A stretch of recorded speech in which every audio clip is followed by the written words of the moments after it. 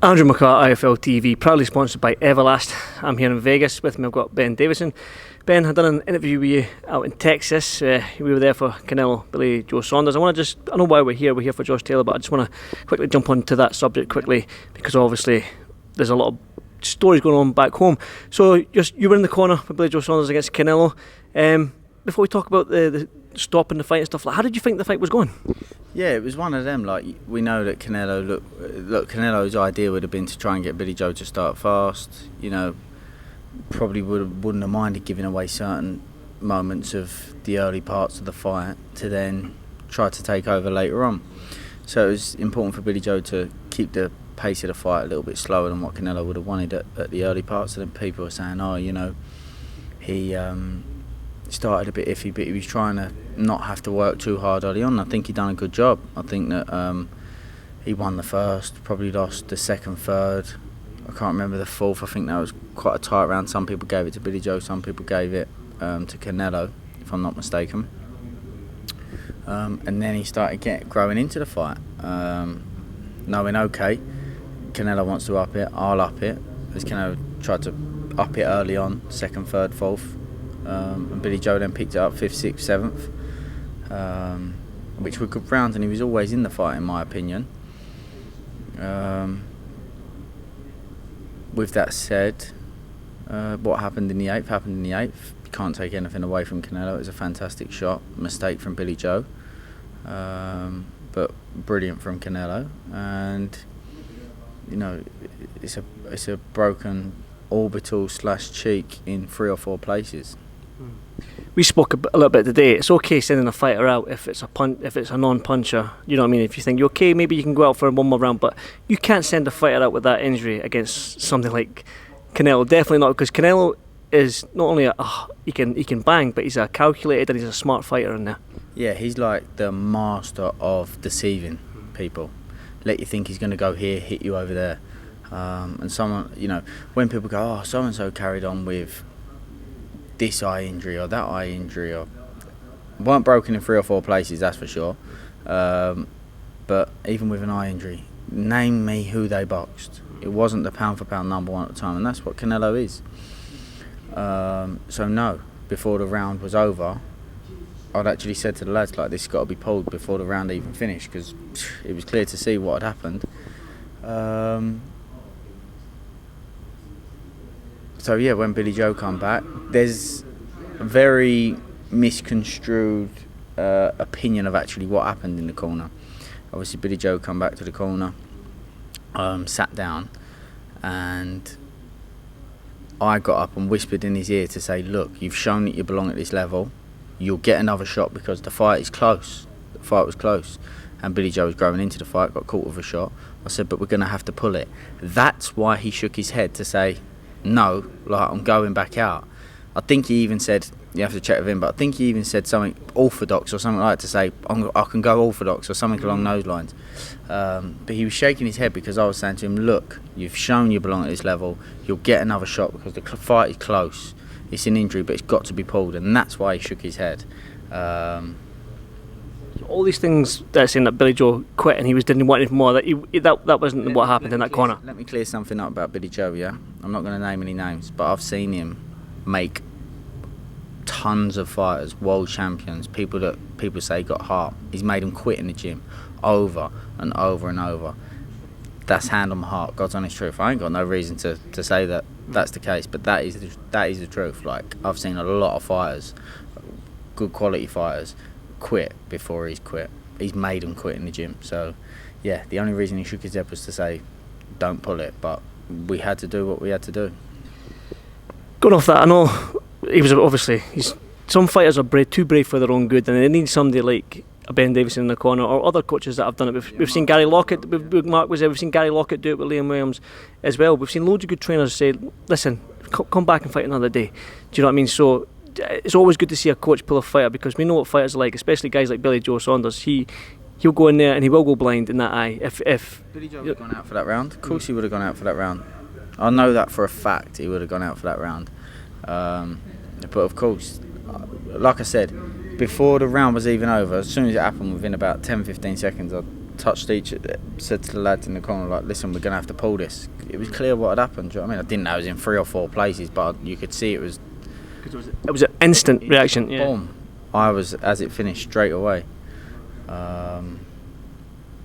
So, yeah.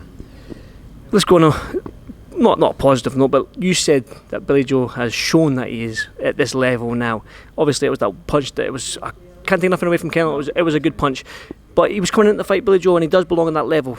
Will he come again? Because sometimes an injury like that, fighters won't come back in the ring. But do you feel like Billy Joe has shown and he's had that taste now. He's had the taste of that elite fight and fighting, and he knows he's up there with the best of them. Do you think he'll come back and have another shot at that? I can't say what he wants to do from the injury and whatnot. But what I'll say is this, and I'm going to get a bit of honesty here.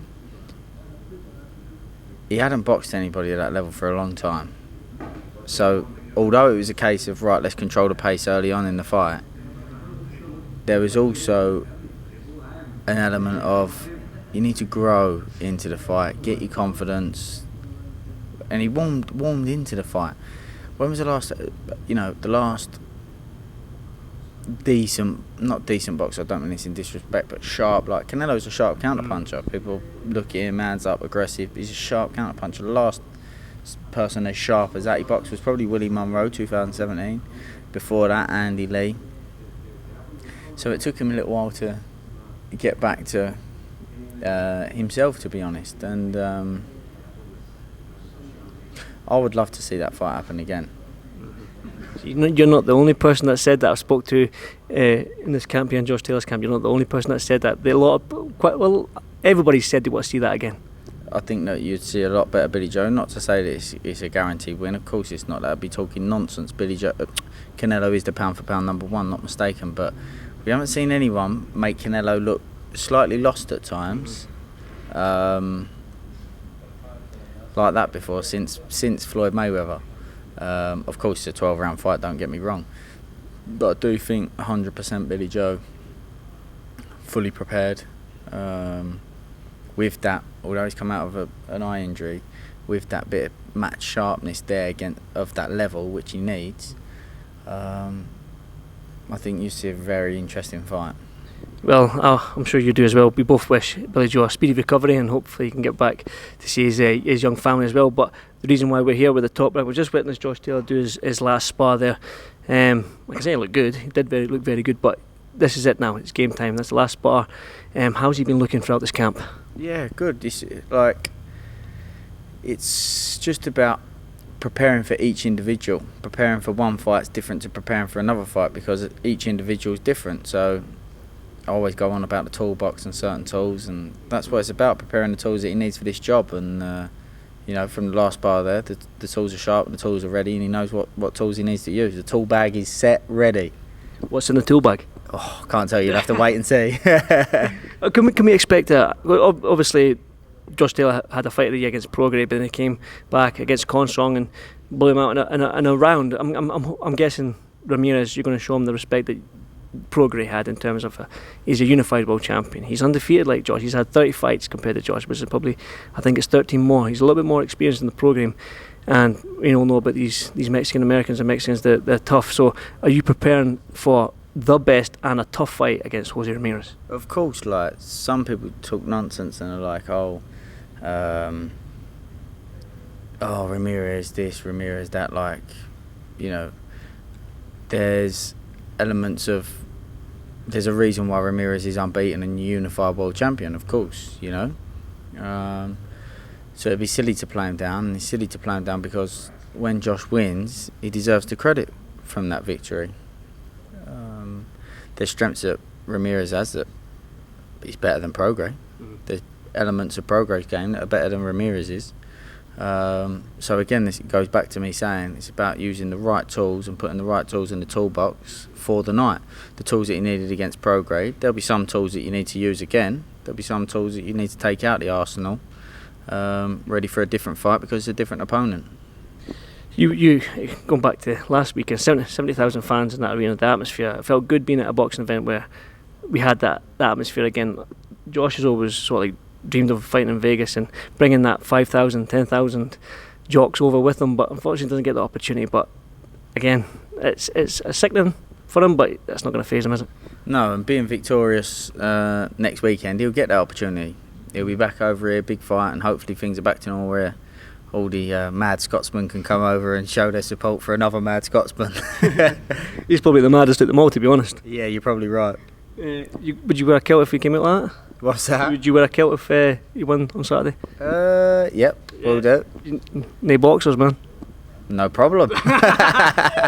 Just obviously undisputed world champion. We don't get many of them in boxing. We see champions, a unified world champion, but the undisputed world champion. What does this mean for Ben Davison, Josh Taylor, the UK boxing as a whole, to get a unified, an undisputed world champion? Yeah, for world boxing, it's what people want. People want to know who's the number one, and that's what this fight's about. Obviously, it's an amazing achievement for Josh, for Scotland, and everybody involved. So you don't see it that often. That's why it's such a big deal, and it's fantastic that Josh got the opportunity, and it'll be fantastic when he comes out victorious. And there's a Vegas fighter out here. I seen you post a picture on your Instagram with Devin Haney. I'm going to mention it. There was you taking Devin on the pads. Can you elaborate a little bit more on that? Yes, a little while ago Devin was in the gym sparring, and he beat the beep out of a couple of sparring partners. So I was saying to the sparring partners, I'm soft-hearted, me, so I'm saying to the sparring partners, look, next time if you try this, try that, like, you might get through it a bit easier. And he just looked over and said, coach, can I get some of that work? Come over, asked a bit of advice, gave a bit of advice, and then he contacted me to say about possibly working together. So I said, obviously I'm over soon with Josh and Ramirez, and it worked out that his fight's the week after. So we linked up and working alongside his dad for this Linares fight. So you will be in the corner for the Linares fight then on 29th. Is this a one-off thing, or would this be a future thing going forward? We haven't really had that discussion. It's just a case of this the week after. Josh is an intelligent fighter. I'd like to think I'm an intelligent coach. Well, yeah, you are. And it's just a case of things fall into place. Had a discussion before, gel well, and just like, Linares is a tough competitor, a top quality fighter. So there is no focus on what about this next. The focus is obviously fully on May 29th. Lee McGregor, Chris Congo's out here as well. How are they looking? I know they're sweating buckets every time I walk in. They have a training session with you, so they're obviously training hard and looking for the next date. Yeah, gutted because Lee was supposed to be on the May 22nd card, but with what's going on with all the waivers and the visas and that, it wasn't possible for him to get his visa in time. So really gutted about that because he was going to have a good fight on there as well. But he's training hard, should have a date soon. Looking really well, getting some fantastic sparring here with Angelo Leo, former world champion. Will win a world title again. Chris has helped us out with rounds of sparring, big physical guy, can do a bit of everything, helped us with drills that we've needed to do, so he's really helped Josh out with his preparation as well. Towards the end, obviously Chris is a big guy.